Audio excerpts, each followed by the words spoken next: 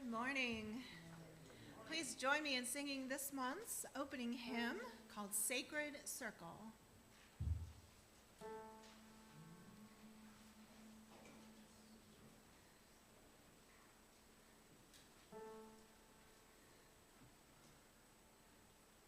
We're waiting.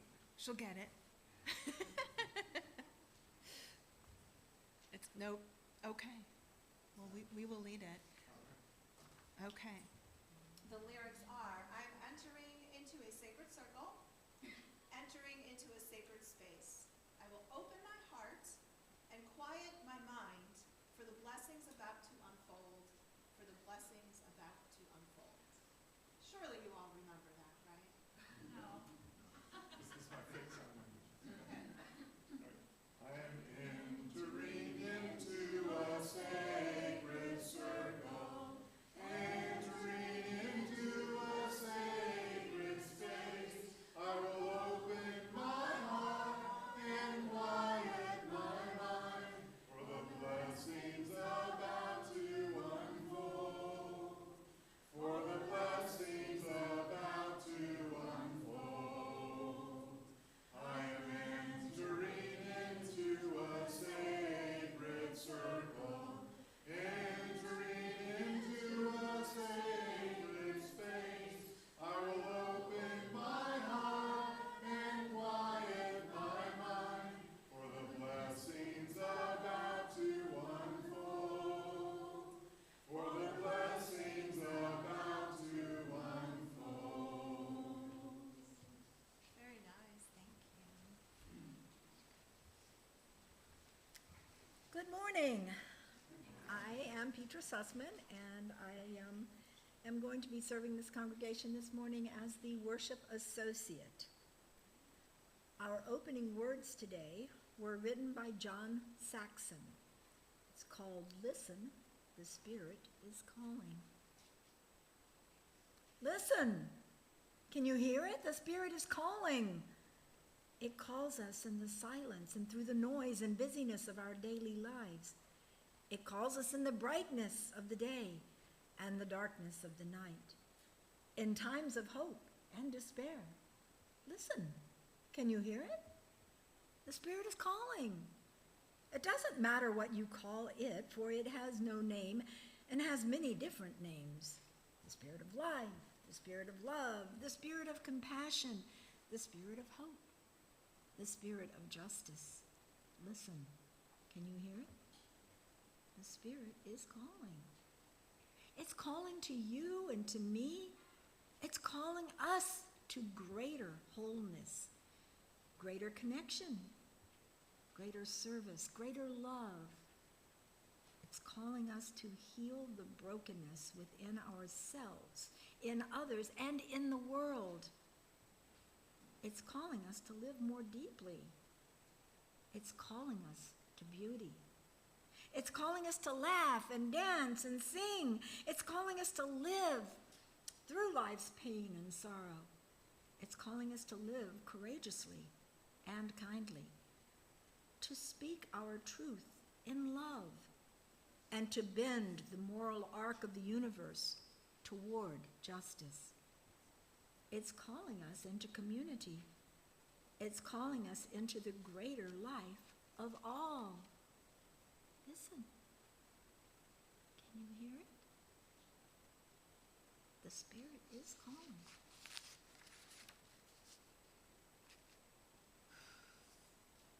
Welcome to the sanctuary, our sacred, brave space where we listen to Spirit, no matter what you call it, as it calls to us. Heather will share the call to community. Thank you, Petra.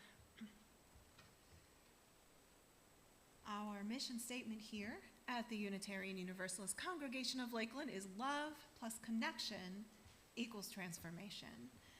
And so I have a few ways in which you can connect and help us work towards spiritual and ethical transformation. After service today is our starting point session. It's session 3, so we are kind of in the middle of it. We've got a great group of newcomers that have joined us, And I just want to say that anyone is welcome to come join us. There's always good things to learn, and also it's a quite meaningful time when we get to learn from the new people who are coming into our congregation. This Wednesday, we actually do not have a program scheduled, so don't come to, this Wednesday at 6:30 p.m., but enjoy your Halloween. Today, during our sharing of abundance, remember, the plate will be shared with the Social Justice Committee, since the Social Justice Committee doesn't have a budget, so we want to create a budget from your generosity, so please remember that when we pass the plate. Of course, we'll remind you again. The dinner theater that we had last weekend, we made a total of $1,200, but minus food and decoration costs, it's really about $750, and then of course we split that between us and the Red Tent Initiative. Now, it's not like a huge amount of money, but it was the first time we did it. We had a great time. It went well, but we are, debriefing and thinking about how to make it better for next year. So if you were there or if you volunteered, there is a survey available. It'll be in the newsletter, and it's also on Facebook, and I emailed it to some folks. So we're looking for feedback because we want to do this again. It was a lot of fun, and we'd like your input for how we can do better and even, make some more money since it is a fundraiser. This Friday, no, not this Friday. First Friday is the following week. No, where are we? This Friday, goodness gracious. It's the 1st of November. Wow, okay. This Friday is the 1st of November. That means it's First Friday in downtown Lakeland. Woo, time. The theme is Dancing Under the Stars. If you would like to help out at our tent, please see Faisal. Thank you. We have music practice on Saturdays at 4 p.m., and so you are welcome to join us. Whether you are a great singer or can play an instrument, it doesn't matter. We just like to have fun and sing together, so please join us on Saturdays at 4 p.m. And I'm going to hand it over to Jen, who has a brief announcement.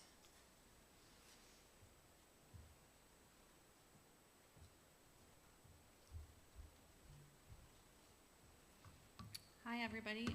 I am bringing up the town hall meeting. We were supposed to have a town hall meeting last month to discuss, or start discussing, church vision statement.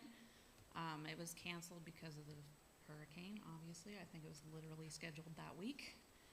So we have rescheduled the town hall for November 17th, and we're going to start discussing creating a church vision statement. If you remember in my previous conversation, we had mentioned we have a mission statement, we have a covenant, which have been talked about for years to relook at and rewrite. But before we can rewrite a covenant, we need to have a vision statement. The vision statement focuses on the future of the church. The mission should align, all things should align. The mission statement, the vision statement, and the covenant should all align. So we create the mission or the vision statement, so then we can create a covenant that aligns with meeting that vision. The vision statement is for defining what the church wants to look like in the future. Think about, we've talked about our ancestors, the creation of the church. What do we want the church to look like in 50, 100 years still? We're going to be bringing up this concept every week until the town hall, just to keep it at the forefront of people's minds. But a couple examples of vision statements. It's actually very hard to find one that's not specifically Christ-based, but there are some. We have our city awakened to and transformed.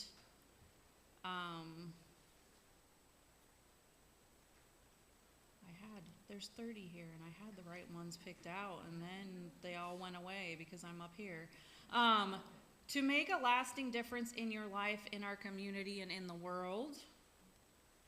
Oh,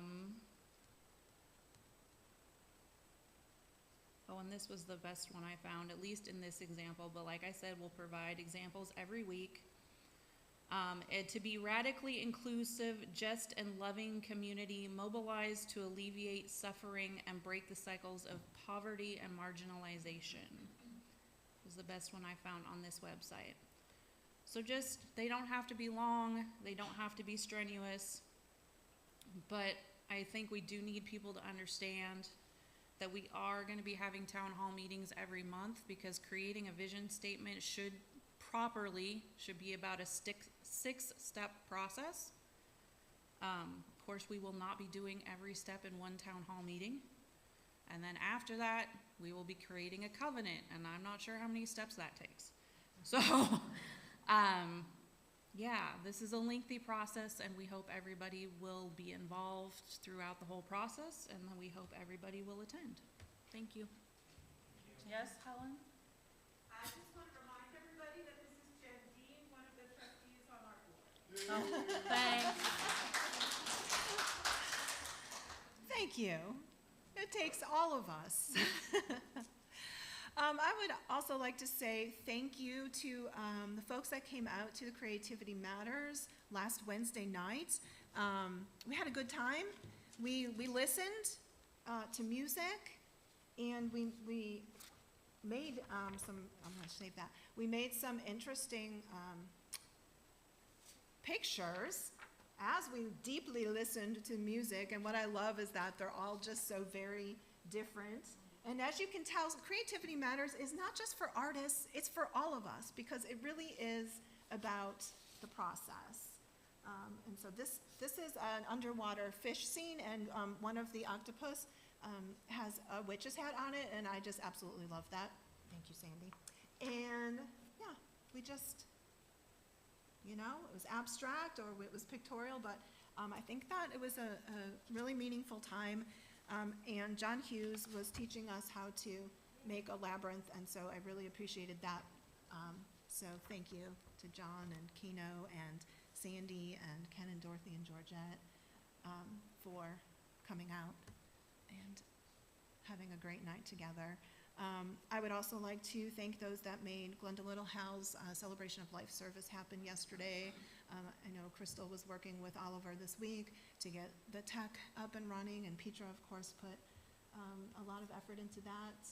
And we did it with the Unity Chapel. They came here and contributed music and a prayer and a candle to the service. That was really lovely. So just wanted to give out a great big thank you to everybody. So with that, of course, I will tell you that you can check the back of your order of service and your e-newsletter, which is published on Mondays, for more information.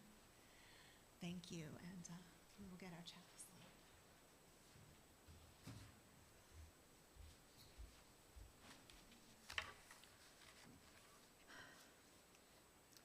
Let us create this sacred space by lighting our chalice, the symbol of our faith. Let this flame invoke the power of love that holds us together and is at the center of our shared values. Hope, would you light the chalice for us today?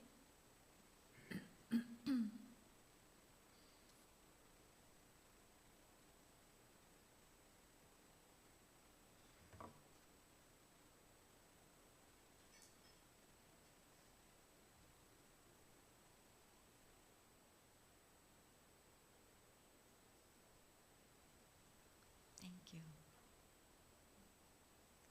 And now if we would all rise in body or spirit and sing hymn number 123, Spirit of Love.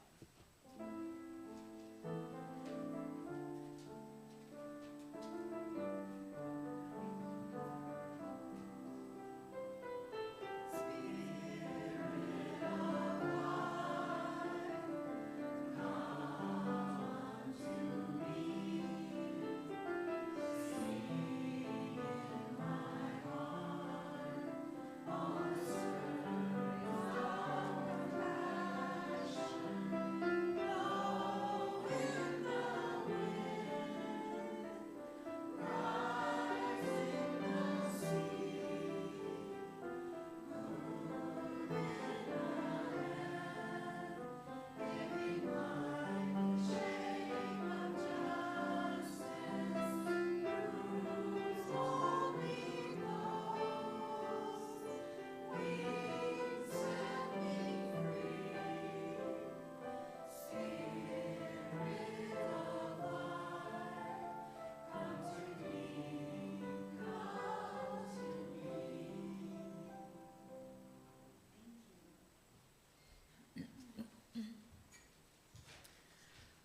would like to invite the children, the young and the young at heart, to join me up front.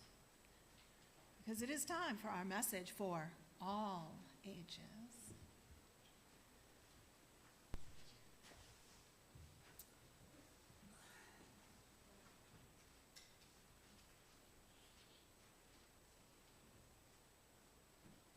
So I have a question. Do you ever think about the people, the humans that lived hundreds, even thousands of years ago? Yeah? No? Seldom? Always? Huh. What about you guys? Did you ever wonder what it was like for humans thousands of years ago? No? Huh. So I've got everything from no to sometimes to seldom to always. Yeah. I used to think, I still do think a lot about those people whom we can call our ancestors. Yeah. And how they lived.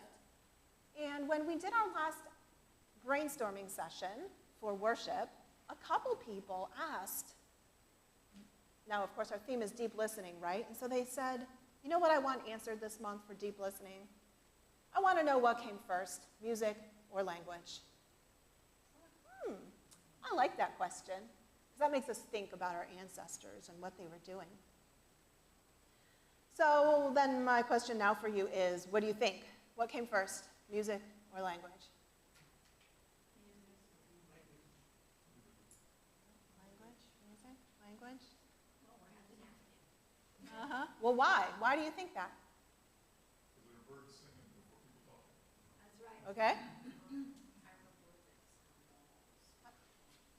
Hieroglyphics on walls were a form of language. Language. I think it's language because even when you're speaking, that's a tone. So regardless, music is language, language is music. That's right. You're on to something over there, Isaiah. Anyone else? What came first and why? Cigarette came first. Making noises came first. Making noises came first. Well, I would like to assure you that there's actually no answer to this question. No one knows, but there are, of course, several theories. The first thing I want to ask, however, is why does it have to be either or? It doesn't. I know when I was studying anthropology, I kind of got really annoyed with the people who were like the all or nothingers. It's this is right and this is wrong, right? It's like, why, in some cases that's true, but a lot of times I was going, why does it have to be this way? Why can't it be, yeah, some of that is true, some of this is true, or it's both and, right? So I was relieved to find out in my last round of graduate school, where I studied theology, that I was onto something. It can be both and. So why do we ask which came first? I think the answers to life are way more complex. And perhaps the best answer is that they evolved together, language and music together. That makes sense based on some of the things we've heard here, right? The birds were singing, language is a tone, we had rhythm, right? Okay, so I have this picture here. They say that this is a picture of a Neanderthal flute from 60,000 years ago. Yeah. It is a bone, you're right. It is a bone of in fact, the left thigh bone of a young cave bear. Well, not quite a dinosaur, but it is a cave bear. And it has pierced holes in it, so they made a flute out of it. Now, some people say, well, I don't know, did Neanderthals really do that? By the way, did you know that like 1% to 2% of humans have Neanderthal DNA? Okay, good, just saying. They didn't. They are our ancestors as well. Some people were said, no, maybe coyotes bit into that, but the researchers are like, no, they're kind of like spaced out just right. Yeah. And you could actually make music with it. Okay, so that's pretty cool. So that was like 60,000 years ago that they had flutes. So what do you think they were doing before they actually made an instrument banging on stuff. What else? Maybe we were singing. Yeah, we were singing. Okay. Hitting a rock with a stick. Yeah, totally. So others who study evolution look at current human development to determine whether they think music or language comes first. So they look at us now.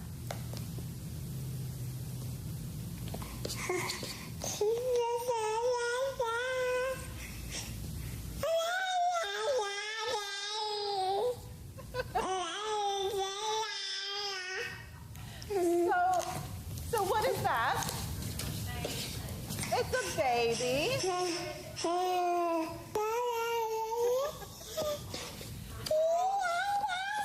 Is it talking?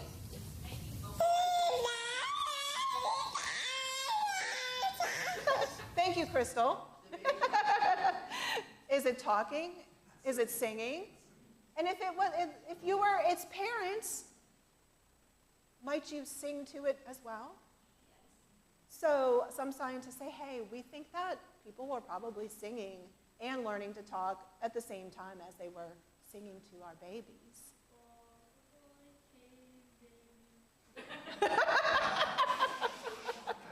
Rockabye Cave Baby, that's right. That's what they were singing.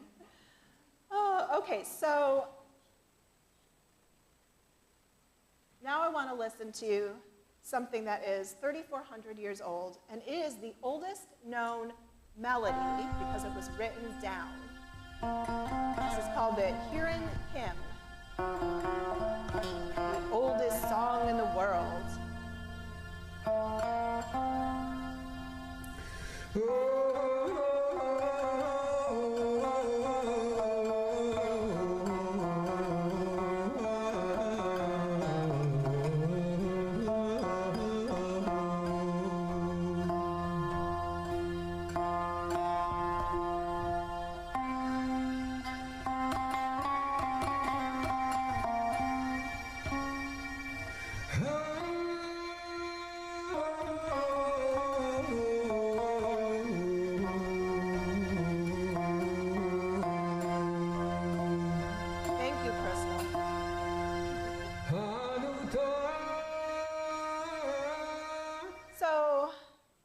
Sound much different from the baby babbling? It has instrumentation. Yes, it does sound much different, but also, what's that? The baby was singing that song? The baby grew up and sung that song? An old man with a long beard? Yeah.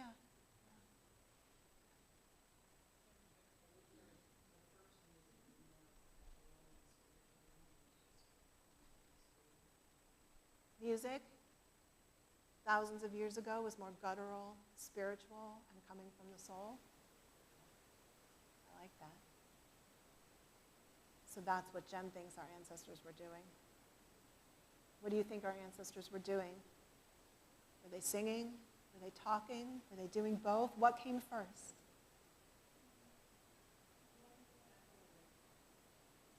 Talk to the gods? Talk to the animals? Bite the animals.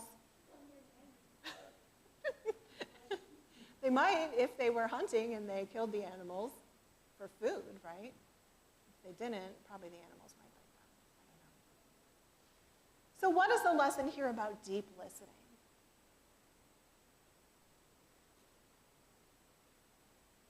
There's no right answer. If you listen, everyone finds a different meaning.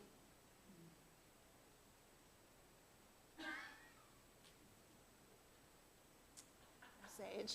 I'm not going to repeat that. That babies sing lovely sounds.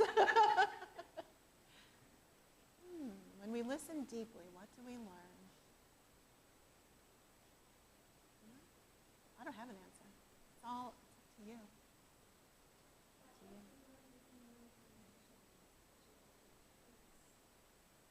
When we listen deeply, we learn a connection to all that there is. Thank you, Petra, for my closing line. Well, thank you. Yeah. Thank you all for listening with me and for coming up with some ideas. And I hope that I gave you something to think about. And I hope that you think about our ancestors from thousands of years ago, because it's actually fascinating, I think. It's just my biased opinion. And you are welcome now to go outside and do what you do. Thank you.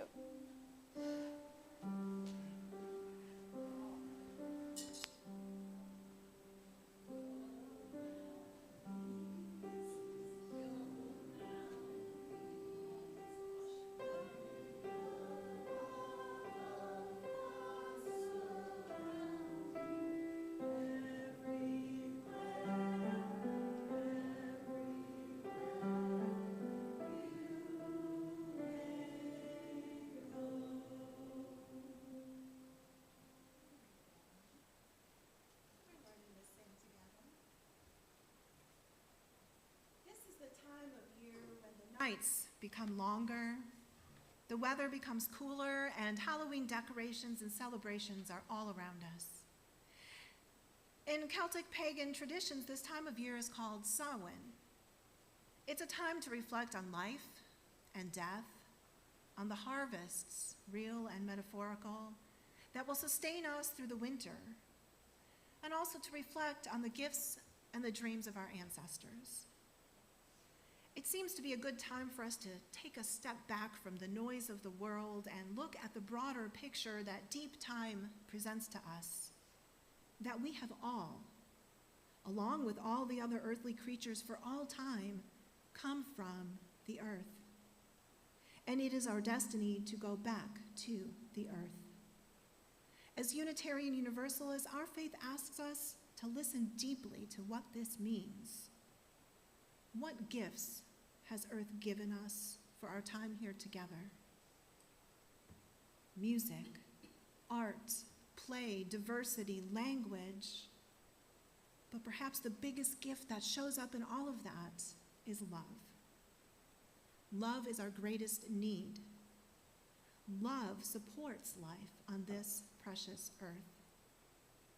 May we all heal. May we all thrive because we are loved and because we love. Petra, would you please light the healing candle for us? Thank you.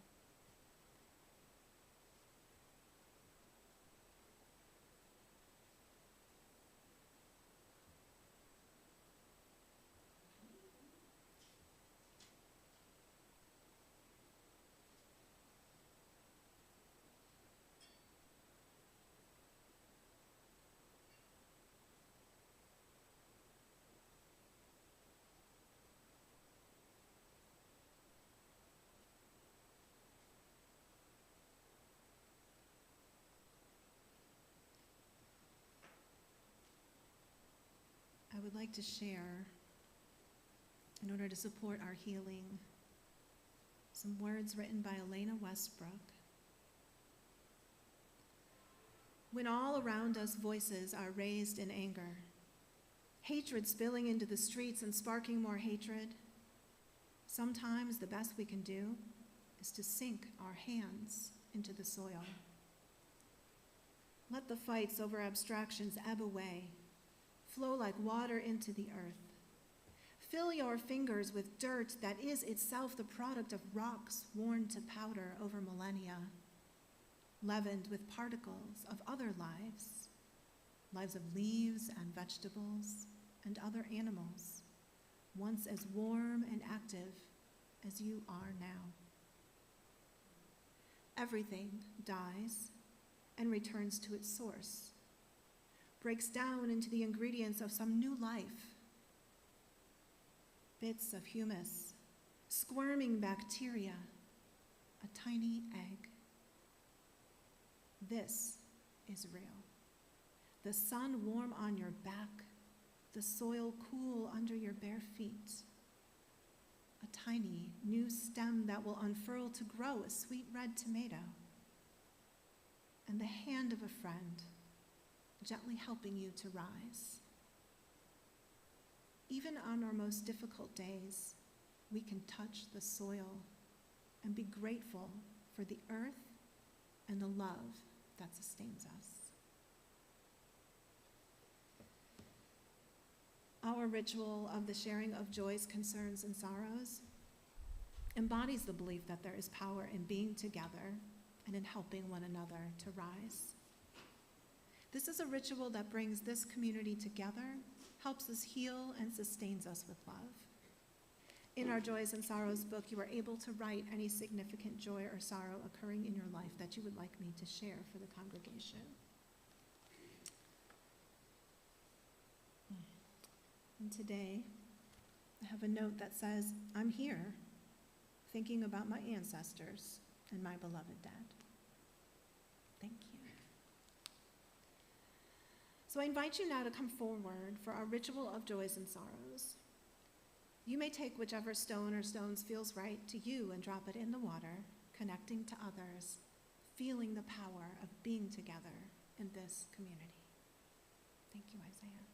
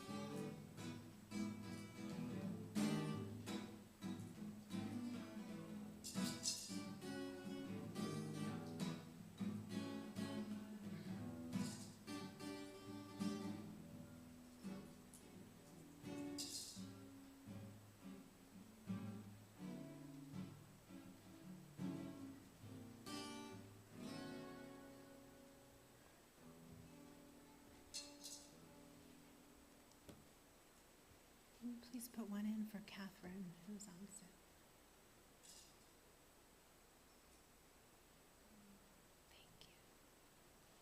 Thank you. Thank you, Isaiah.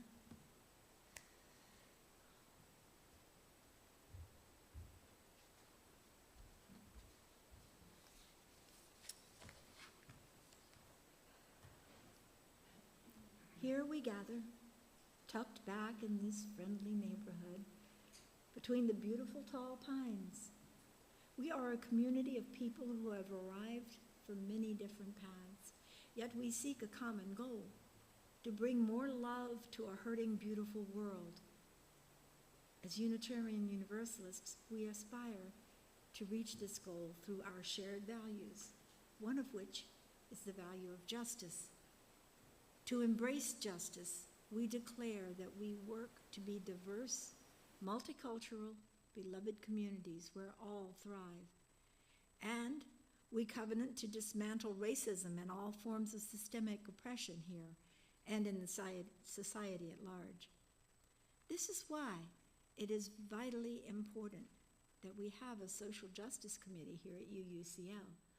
The Social Justice Committee leads the work of love that helps justice manifest around us. But like any committee, it needs monetary support. So today, we ask that you give generously to support our Social Justice Committee. Half of the undesignated funds that you put in the plate will go to support social justice work here at UUCL. And our ushers will now pass the plate.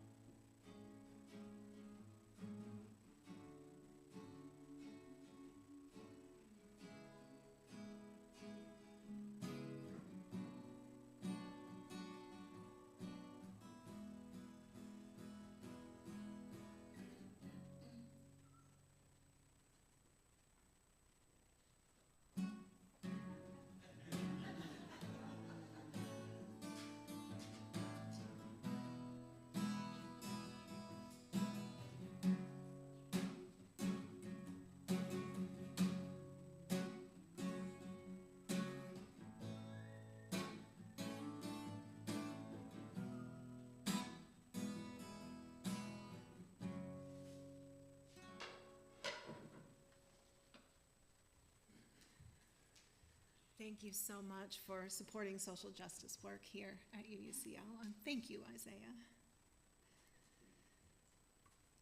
Let us take a moment to center and contemplate that which we are exploring this month, the practice of deep listening.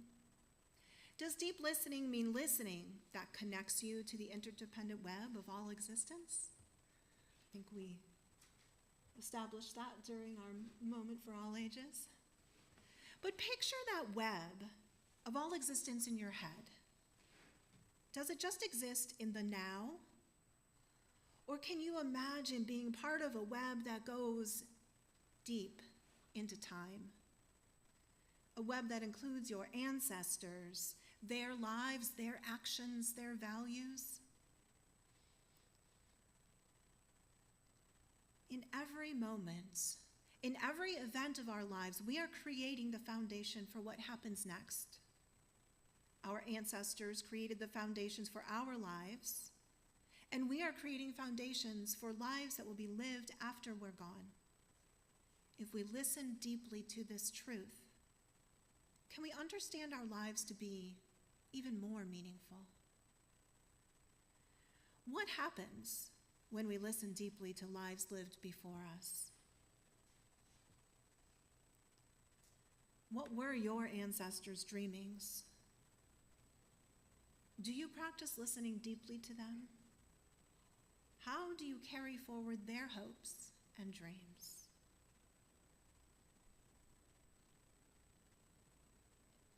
Let us engage in this responsive reading that can help us expand our imagination to picture an interdependent web of life that includes all of time, a web of life that, if we listen to it deeply, can support the shaping of our sacred lives.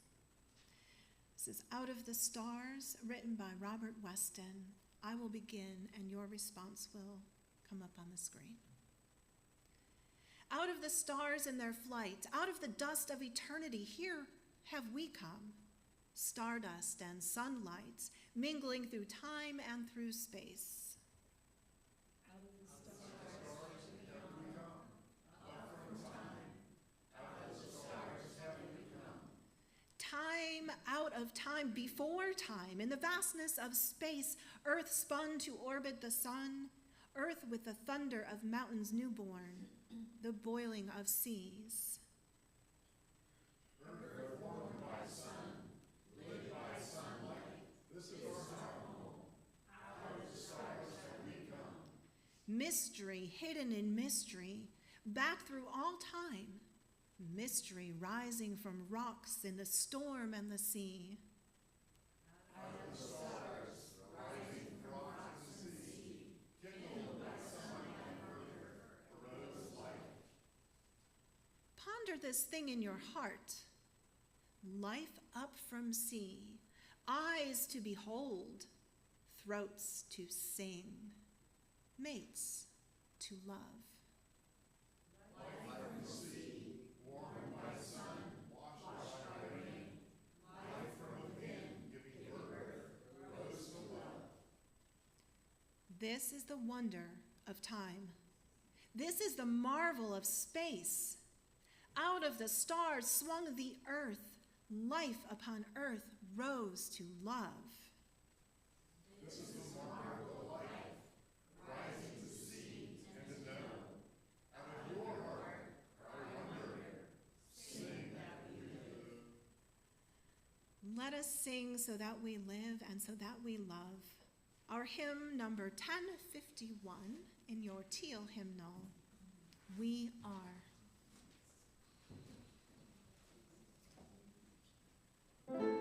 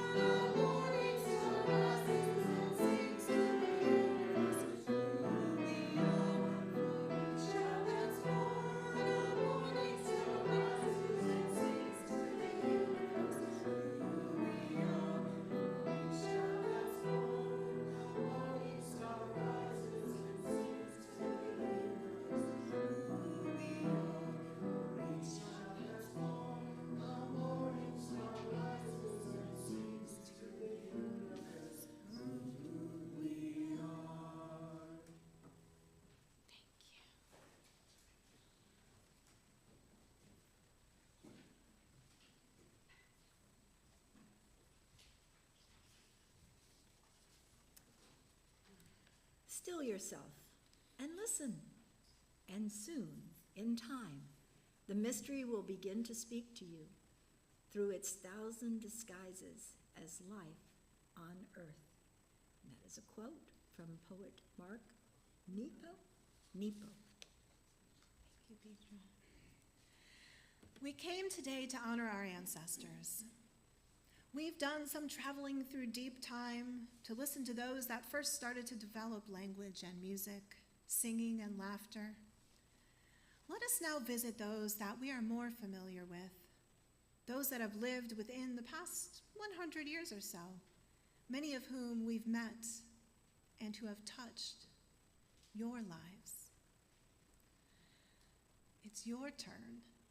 I'm going to have you partner up, talk to somebody about the ancestor that you are thinking about today, an ancestor that had an influence on who you are, who had dreams for you, who helped you shape your life, who taught you values that you still carry with you today. I'm going to, and you don't have to partner, you can sit by yourself and think about the story and the values that you learned from this ancestor. But if you do partner up, it is a practice in listening, in deep listening. So I'll give each person about 2 minutes to share with your partner the story of your ancestor. And if you are the listener, I want for you to listen to the values and the dreams that that person learned from their ancestor. And then repeat them to them and see if they think you're on the mark. And then you'll switch, and the other partner will tell a story for about 2 minutes. And then, again, values and the dreams will be reflected back. And then when we're done, we're going to do and if you brought a picture, you'll be able to put it onto the altar. I brought a picture. Did anybody else bring a picture? Wow, okay, that's okay. I'll just put my picture up on the altar. It's of my grandparents. But nevertheless, you can come up and just say 2 or 3 words, that's it, about the values that you brought with you from your ancestors into the room today, and then I'm going to do a ritual. So we'll start with the partnering up, and I will time you for, let's say, 2 minutes, because I know y'all like to talk a lot. And then we'll switch. And again, if you don't want to partner up, that's okay. You can reflect on your own. Okay? And yeah. So find somebody to talk to that maybe you don't talk to that often, or maybe that you're comfortable with. I'll leave it up to you. Go.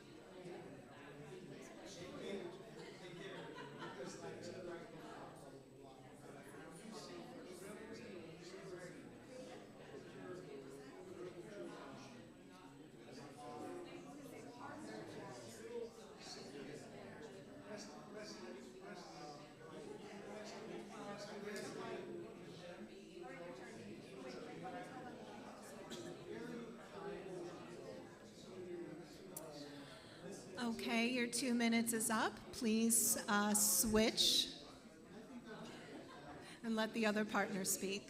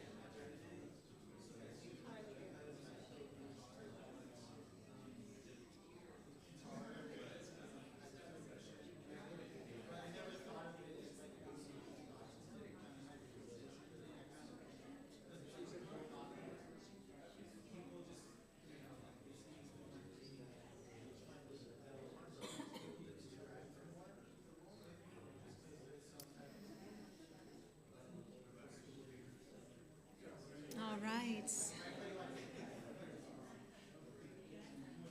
Are we ready for our ritual? No? Are you? You want me to ring the bell? Yeah. I always hate to interrupt the conversations.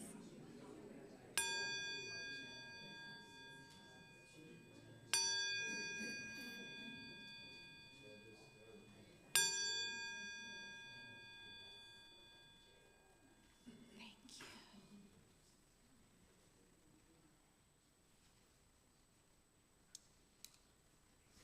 All right. Well, I will go first and model for you what we're going to do. I'm just going to put the picture up there, but I'm the only one with the picture, so you'll just come up and... This is my grandmother and my grandfather. And my grandmother taught me independence, how to love, and creativity.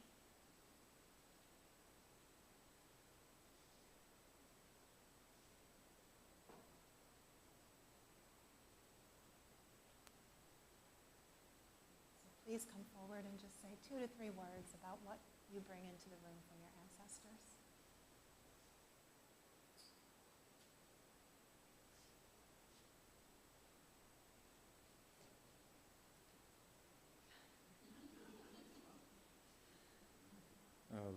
values of freedom and independence, freedom of thought.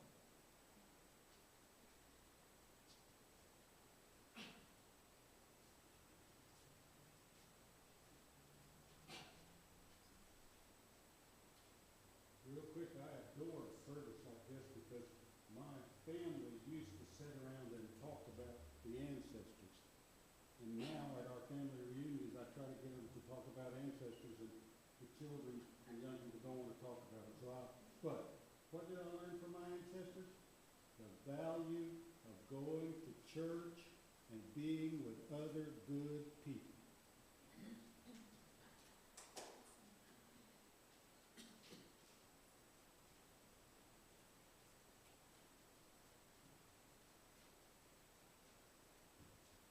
Love, joy, and sharing.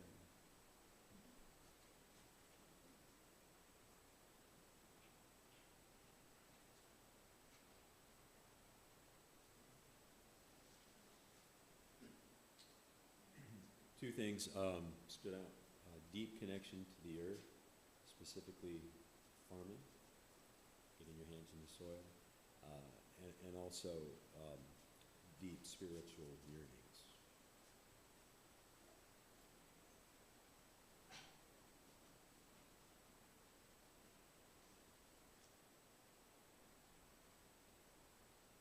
So I'm thinking about my grandma Nellie, my mom's mom today, and she taught me a lot about joy. She was the silliest person I ever knew, and I miss her a lot because it just lifts your heart to be around silly people. So.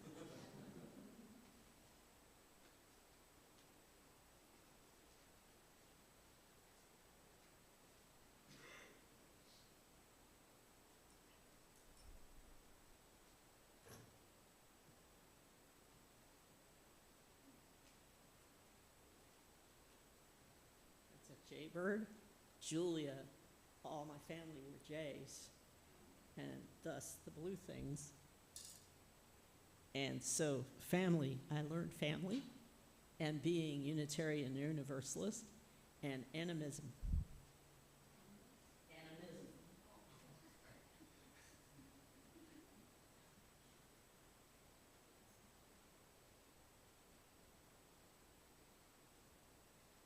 So my memory is of my father. I'm actually sad that I forgot because I have a very special memento from him. He made, I think he was probably in middle school or high school, made a profile of himself in wood shop that I own, and so it has him with the flat top. And but from him, I think I would say that I learned about leadership, and that leadership often encompasses unconditional love, deep listening, and just kindness.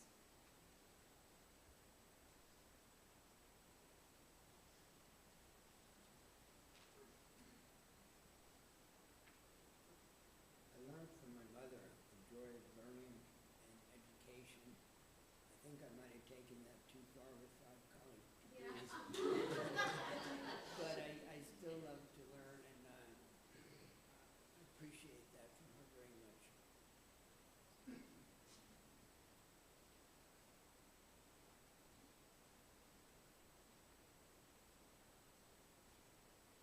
From my grandmother on my dad's side, I learned to be welcoming and creative.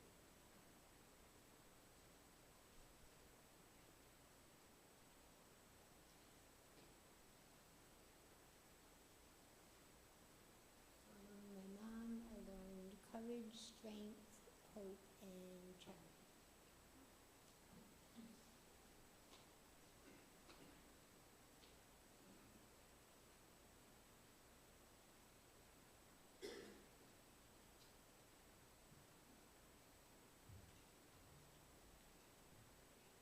Thank you all for sharing and bringing the ancestors into the room.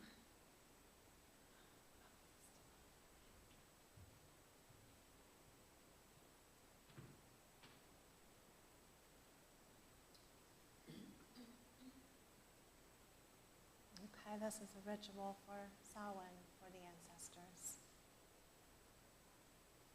Spirit of the season of darkness, magic, and mystery, Mother of the dead, Goddess of the moon, hear my plea. Pass on our message of love to those who have taken from us. Let the elements dance around the bodies of our loved ones, gone back to the ground.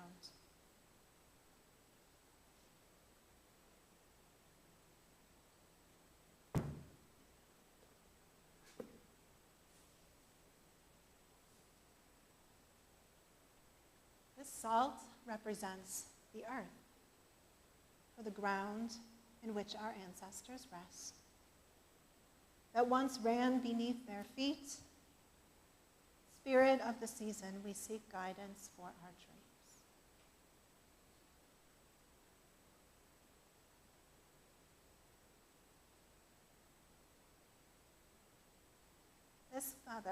These feathers represent the air, for the time we spent breathing in the same, and the wisdom our ancestors passed on to us. Goddess of the moon, we seek guidance for our dreams.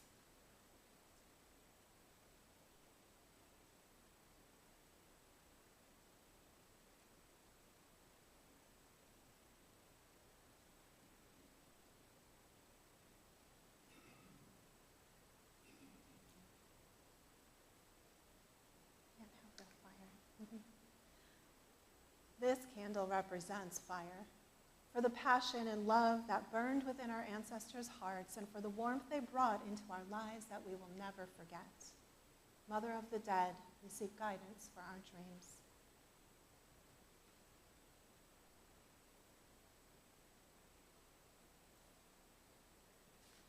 And this water, from our joys and sorrows, represents the many tears we have shed, each a memory we'll never forget.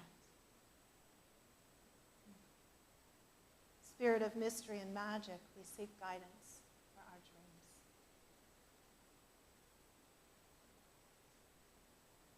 Please read in unison with me, starting with Spirit of mystery and magic. Oh no. Next.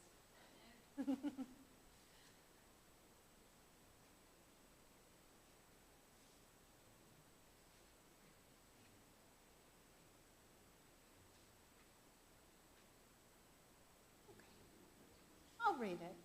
Spirit of life and love, take our words through the thinning veil. Let them hear us and the echoes of their dreams living in our souls. Their dreams living in our souls. Let this bring peace. For this time of Samhain, let them, our ancestors, be heard by us once more. Let us listen deeply for meaning, truth, and purposeful lives. Meaning, truth, and purposeful lives. And when the wheel of time turns again, and the power of their lives is known, then let them return to their earthly home. So mote it be.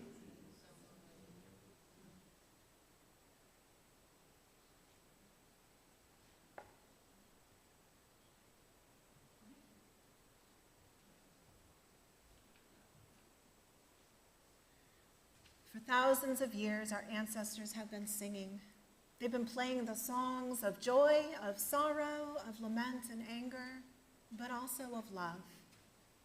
They've sung about the world they loved and the world they hoped for, a world in which those who were to come after them, that's us, could be happy and fed, could be free and fulfilled, and would be the builders of a great and beautiful world. After thousands of years, we are still constructing this world. As Unitarian Universalists, we do this centered in love so that our descendants can be happy and fed, free and fulfilled, and live in a great and beautiful world. May it be so. Let us extinguish our chalice.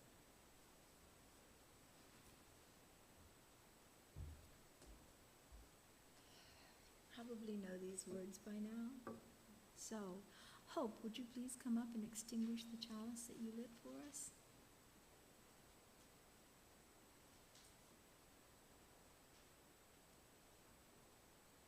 We extinguish this chalice, but not the light of truth, the warmth of love, or the fire of commitment.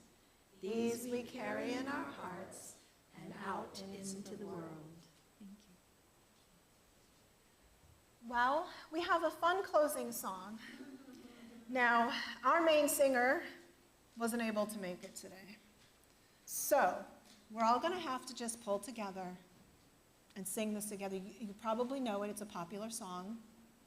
It's called Listen to the Music by the Doobie Brothers. And Adam's going to play on the piano, and we are going to do our very best to sing along. What happened to Ken? Ken, Dustin, y'all leading? Isaiah, Sherry? Yeah. So feel free to stand up, dance too. We'll show Joshua we can do this. Don't you feel it growing day by day? People come, get ready for the news. Some are happy, some are sad. Oh, we got to let the music play. What the people need is a way to make them smile. It ain't hard to do if you know how. You gotta get a message, get it on through. Oh, no, don't you ask me why. Oh, listen to the music. Whoa, listen to the music. Whoa, listen to the music all the time.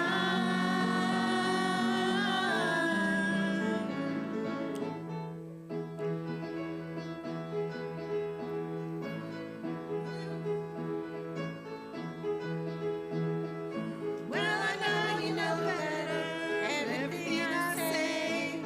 Meet me in the country for a day. We'll be happy and we'll dance. Whoa, we're gonna dance our blues away. And if I'm feeling good to you and you're feeling good to me, there ain't nothing we can do or say. Feeling good, feeling fine, oh baby, let that music play. Whoa, listen to the music. Whoa, listen to the music. Whoa, listen to the music all the time.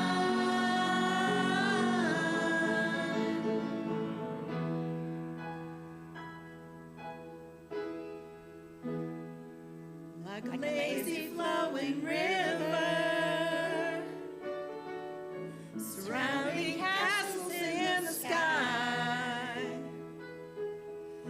and the crowd is growing bigger, listening for the happy sounds, and I got to let them fly. Whoa, listen to the music. Whoa, listen to the music. Whoa, listen to the music all the time. Whoa, listen to the music. Whoa, listen to the music. Whoa, listen to the music all the time.